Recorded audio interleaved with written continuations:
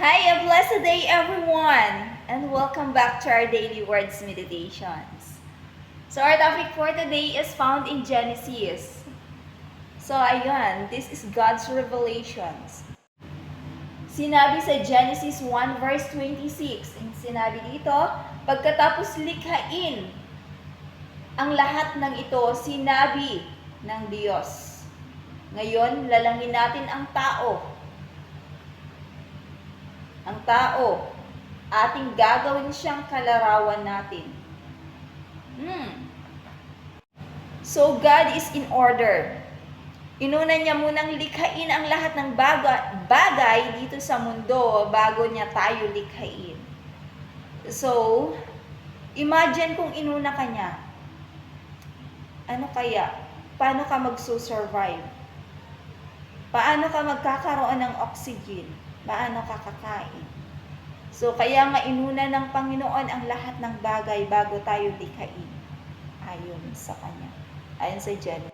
So, sinabi ng Diyos, atin siyang gagawin na kalarawan natin. So, noon, nagtatanong ako lagi.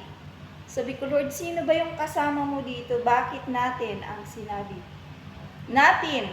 So, ibig sabihin plural. So, ibig sabihin may kasama siya.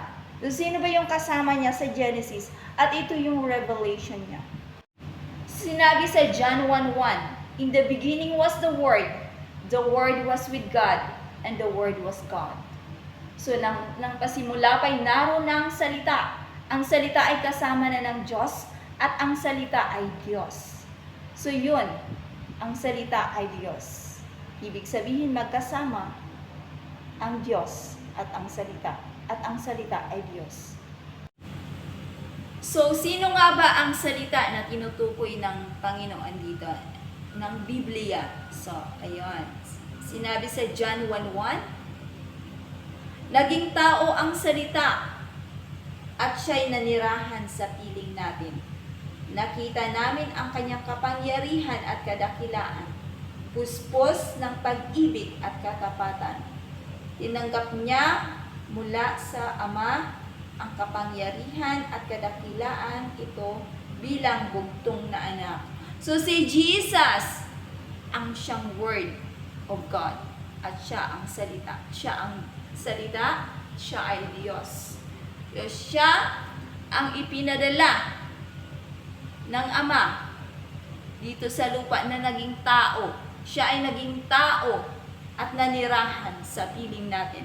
So ang Word of God, kapag shinare mo ito, hindi lang basta salita ang shinare mo, kundi si Jesus.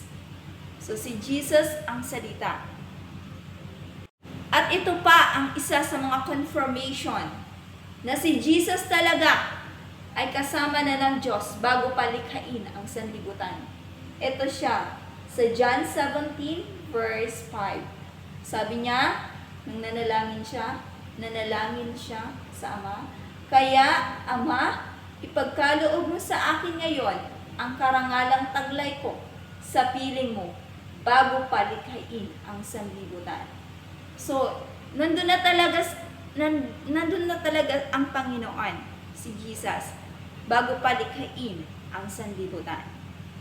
So, yun, nasagot na na-reveal na ni God ang question ko.